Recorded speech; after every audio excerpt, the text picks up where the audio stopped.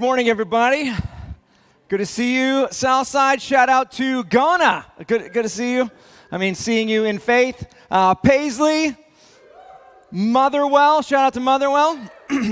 And for my last time, shout out to Royston. Royston, yes, they have a few more weeks as a part of Rehope Church. They're going through a leadership transition there. But the last time they will hear from me, don't celebrate too loudly out there. Double blessing on the people of Royston, love and peace and joy. Blessing over this leadership transition for you. Really excited about where God's taking you as a church. All right, we believe, and I am confident that blessings are powerful. So let me start off with something very powerful. I bless you now in the name of Jesus, that you would know Jesus more wonderfully. May God bless you and protect you, smile upon you, and be gracious to you. May He show you His favor and give you His peace. In the name of Jesus, may it be. All right, so today we come to the very last verses in the book of James. Technically, it's one sentence. We come to the last sentence in the book of James, and before we even read it, I'll tell you, we have a perfect ending to this book. Dare I say, inspired. A perfect ending. Now, before we talk about the ending, I want to set it up because the ending is his application of everything that we've been looking at. And so we'll just take this moment, since it's our last week in the book of James, to remember many of the things, not all, but many of the things that we have been talking about, many of the things that James has been identifying when it comes to Christians. For the last time, we'll put up our logo. Okay, so at the very heart of every message in the book of James is this call for Christians to be Christians. Not just to believe in Jesus on the inside, not just to think different, Team Apple, but also to just do it, to live what we believe. What good is it, said James in James chapter 2, for someone to have faith, meaning just on the inside, and not have deeds, not do it? And he says, can such a faith save you? And his answer was no. So there's this crisis going on that James is addressing. He's seeing many Christians have many different aspects of their lives where they're claiming to be Christians in general, but they're just not living it in certain ways. No deeds. Maybe not in all the ways, but definitely in some ways. And so we've seen him call out example after example. Some of the first things he called out was troubles of any kind. How does a Christian respond when they're facing troubles of any kind? Well, Christians are to be Christians. We are to think and respond differently to every kind of trouble, whether we have troubles from not knowing what to do and needing God's wisdom, whether we have money troubles, whether we have temptation troubles. And so we were encouraged to respond differently as Christians, and that means we consider troubles an opportunity for joy, or as we talked about, the opportunity to level up. I had this picture from 1980s video game Mike Tyson's Punch-Out. Yes. And we talked about how when we're facing troubles, we can think of them like a boss battle, like a major boss battle moment.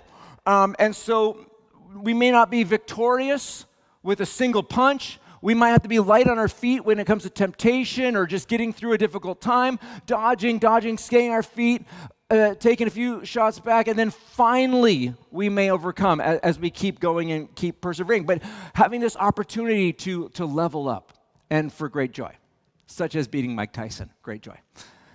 Okay, anyways, so we talked about that. We talked about anger. Here's a picture of a man kicking a bucket of paint. Remember this one? Christians might get angry, but as Christians, in our anger, we're called not to sin. We're talking about how one explosive, impulsive moment can do so much damage to people, hurt people, your witness for Jesus. Connected to that, we talked about our words and the danger of having damaging words. And as Christians, we're Christians. We are part of God's holy people. And so our words are not attacking people or cursing people. We don't do the crude joking thing or just crude language. We're God's holy people. We're Christians, so we need to be Christians in how we speak and what comes out of our mouth. We talked about, or James talked about, how important it is for Christians to not just care about people on the inside who are in distress. Oh, that's too bad. But to care by doing something, by helping, by serving, by contributing, by acting. People who are in distress. Again, James is just like, we got to do stuff, not just have these thoughts and feelings on the inside. I also showed this dangerous picture for my yearbook in high school. And I asked you to identify who the cool kids were. Nobody picked me, I understand. But we talked about how favoritism has no place with real Christians. That we're called to love all the people. Not just the cool kids, not just the successful people, not just the funny people.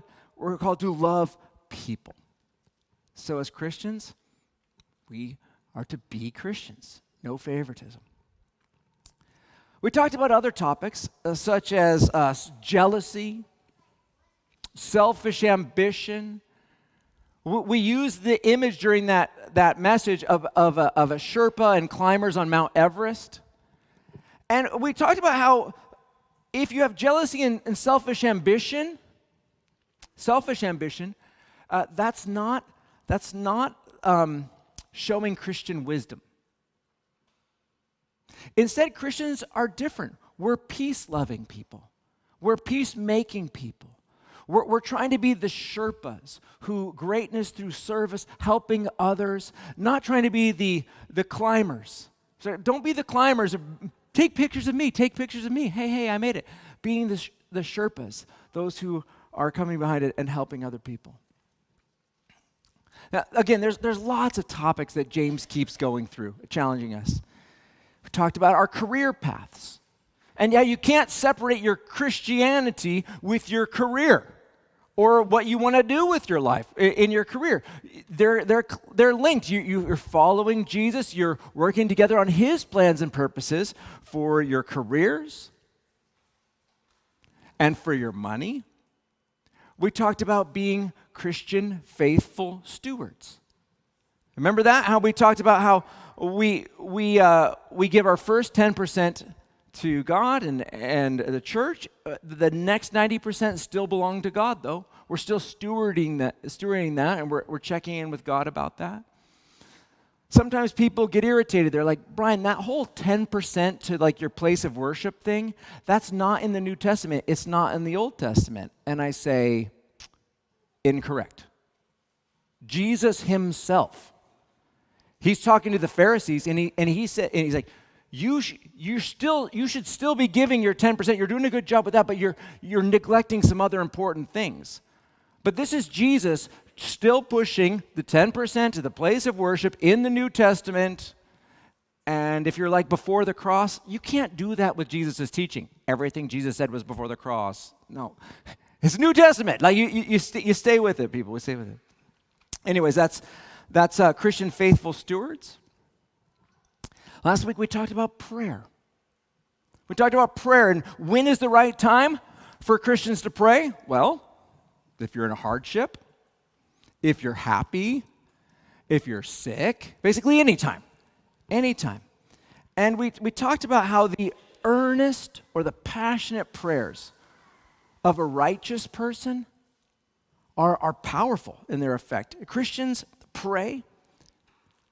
And Christians who are being Christians, meaning that they're following, they're not maybe perfect, but are trying to live the righteous life that James has been encouraging us to live.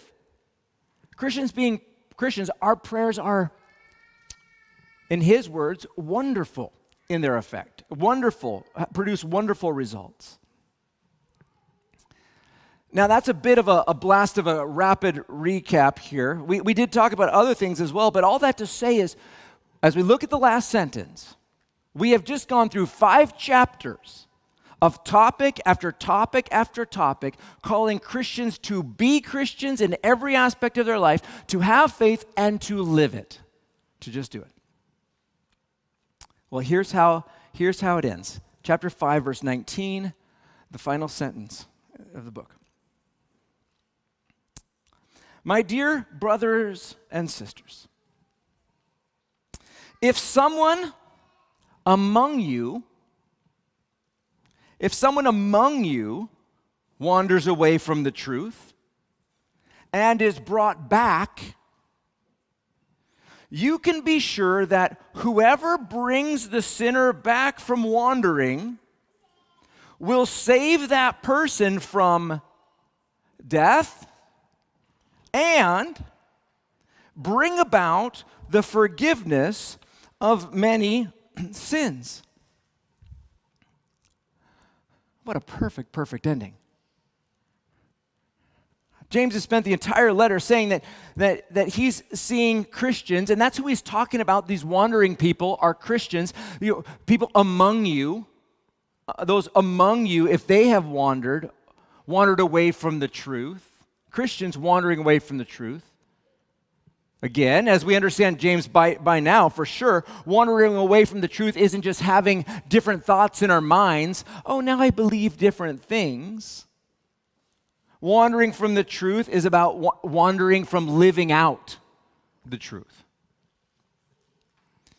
So I suppose at this moment I need to pause, and we're going to do something entirely opposite of what I've been encouraging you for the entirety of the James series up to this point. Thus far, when I've gone through these messages, I've been like, you just think about you. Don't think about anybody else. No elbow nudging. No thinking, oh man, somebody needs to hear this one. Okay, it's just been about you, but now we come to elbow nudging Sunday.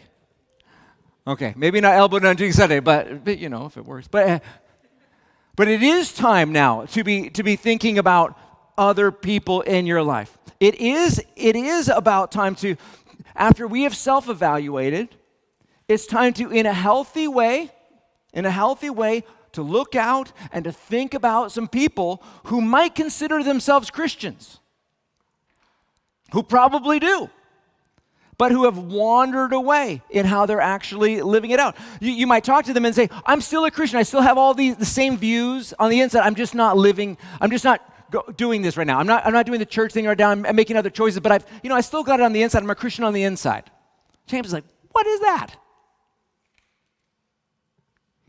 Now, there's obvious people that you might be thinking about. I mean, the people who used to go to church and follow God, and they've wandered away. They're not doing that. Those are some obvious people. I can think of people who have preached at Rehope in years past, in the last 20-some years, who aren't doing the church thing anymore. I can think of Bible group leaders. I mean, not yours. Yours are awesome. But some Bible group leaders have wandered over the past couple of years. But maybe you can think of people who maybe an aspect of their life or two is really demonstrating, in this way, they aren't living the truth with this topic. Well, James he's not wanting us to be judgy. Oh yeah, that was another topic. Judging, don't be judgy. This isn't about being judgy. This is being a bit more like Jesus. Jesus describes himself as one who goes after those who have wandered away. He tells so many stories and parables about going after things that are lost and the rejoicing when they're returned, when they're found. For example, Matthew 18, Jesus tells this story, and we all think of him, this is him describing himself and his character. Jesus says, if a man has 100 sheep and one of them wanders away, what will he do? Won't he leave the 99 others on the hills and go out to search for the one that is lost? And if he finds it, I tell you the truth. He will rejoice over it more than over the 99 that didn't wander away. Key line there, wander away. In the same way, it's not my heavenly Father's will that even one of these little ones should perish. What often gets lost in some of the teachings of Jesus is, this is about someone, a sheep, somebody, a sheep who was once in, and now they have wandered away. They've wandered off. And then right after this, the very next words, he's going to start going through we call it church discipline, but like how to confront a believer who is sinning. A believer who is sinning. Oh, you go to them and you confront them. You bring somebody to go with you. You take them to the elders. There's this process. This is about Christians wandering off, this section here. So Jesus and James, they're having the same message. We're not being judgy, we're being Jesus. Jesus goes after those who are lost. It's a big mission of his. Be like Jesus, Christians. Be like Jesus and go after those who are lost. Now let's talk about strategy for a second. The goal, and I think some people miss this, the goal is to bring people back, not to irritate them further away. Right? That's the goal. That's the goal. And so we want to be strategic about this. And the challenge is that there's not a right way to do this. It just depends on the person. It depends on where they're at. But I want you to be more thoughtful than what do you want to do. I want to bop them on the head. Okay, don't do that. We don't bop people on the head. Right? But I want you to think strategically. Do they need an invitation? Do they need a gentle wooing? Do they need a little bit stronger warning and confrontation? I feel like many people's go-to is incessant nagging. I mean, if it works, but I don't know. The thought about this, it is so significant to be about bringing people back. So I encourage you to pray strategically. Seek God strategically in how this person might be best reached to bring back to living in the truth. God's on your page with this. God loves bringing back people who are lost. He wants to help you help them. So again, be strategic, be prayerful. Give this a thought. It's very significant. Now let's go back to James here for a moment. Our last sentence here. What happens, does it say here? What happens when or if we successfully bring a wandering person back? What happens? You can see it there. Two things. Two things happen. One, it will save that person from death. Do we want to talk about what that is? And the implications there? What does it mean for a Christian who has wandered off? Well, most people connect this to two different deaths. The first one includes sooner or suddenly dying, like physical death. You might say an example of that in the Bible, Ananias and Sapphira. They're part of the Christian community. They sell some property. They make a lot of money from it. I don't know if they made a lot of money. They got money from that, and they gave much of it to the church or to the apostles' feet. They held some of it back. They said that they gave all, even though they probably gave most. But that little lie finds them dying suddenly and sooner. They're just struck dead. For that sin, for that line there. It brings a lot of holy fear of the Lord into the church. So they die. Sometimes sinning leads to physical death. We read a verse last week, or a couple verses in 1 Corinthians, about how the misuse of communion. Sometimes people are getting sick, some are even dying. because of sinning against the body and blood of Jesus in dishonoring communion? I think that everyone believes James is talking about physical death sooner or later for those who have wandered away.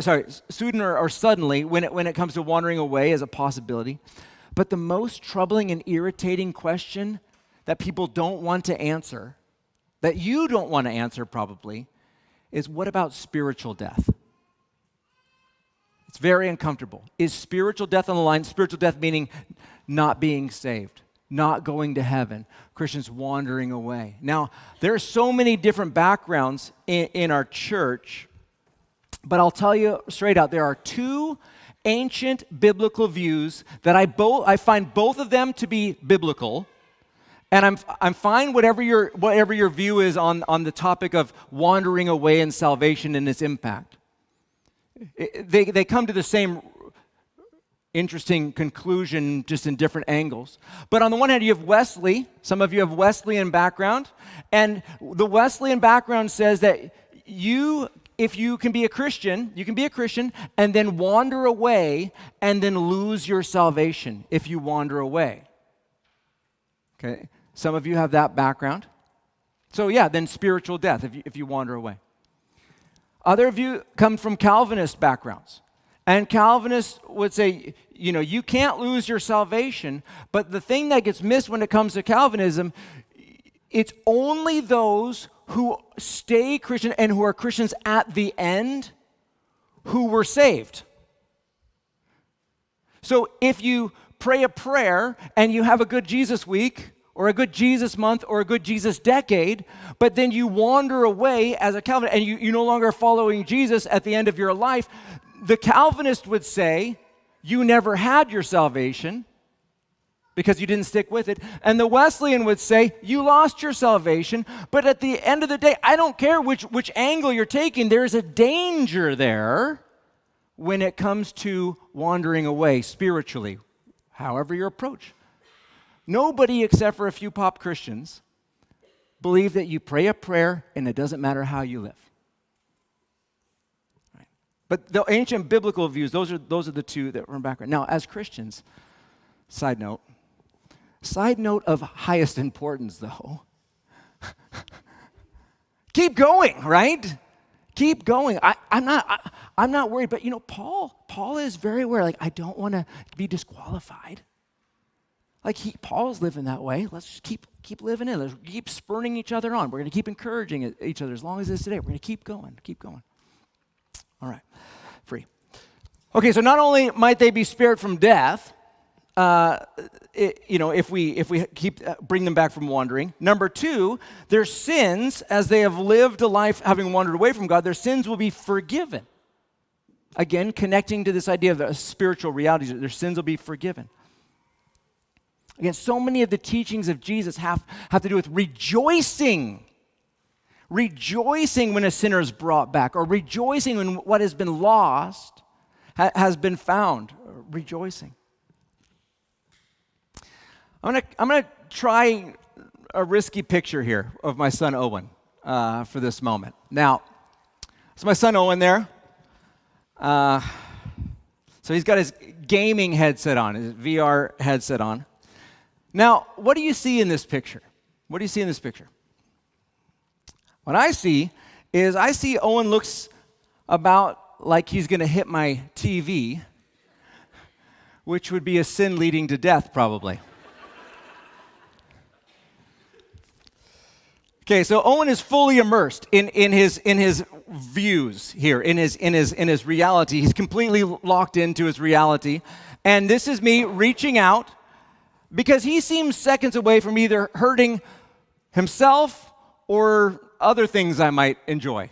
But hurting things. Now, Owen's not trying to hurt people. He's just in his own headspace. He's just in his own view of things right now. He's just having a good time, not as alert to what's really going on big picture, but I can see what's going on from my perspective. And James has spent his book trying to make sure Christians can see what's going on from real perspective. But Owen can't see what's happening around him. Again, he's fine from his perspective. But because I love him, I'm not going to let him just hurt himself. I'm going to move. I'm going to interrupt. I'm going to pull him away from the TV. I'm going to reach out before impact. Again, James has spent his letter talking about Christians who have wandered off and who are drifting away, drifting into anger, drifting into compromise, drifting into greed, drifting into prayerlessness, whatever the topic. And many of these Christians haven't even realized that they've slid or slipped or wandered in one of these very dangerous ways. And so the final call is to Christians. Now that we've gone through this, help people who are in very dangerous places right now, who have wandered off. Don't just be like, oh, you do you make your own choices. No, love them. Care for them. They're saying death and forgiveness is on the line here. Get up, speak up, go after. Why? Because we are Christians. Being Christians. Christians don't just sit back and watch people drift off to death and destruction. We move, we interrupt, we warn, we reach out, we step in before something bad happens. And I think some of you today, maybe many who are listening, many of you are here because somebody interrupted your wandering. Because somebody invited you, or challenged you, or nagged you, or brought you back. Somebody saw where your path was leading, and they loved you enough for some sort of nudging, or pulling, or pushing. And I know others of you know people who are not living as a Christian, and maybe it's just in one area of their life, one of these James areas. Here's the final challenge of the study. The final challenge is, I want you to prayerfully consider how to reach out to someone who has wandered away from living like a Christian and take a step to try and bring them back. This might be the most eternally significant challenge. Eternity-shaping challenge of the whole series. Pursuing those who have wandered to bring them back. Why don't you close your eyes with me for a second? And two questions for you to bring before God. Who and how? Who and how? Why don't you ask Jesus about that right now?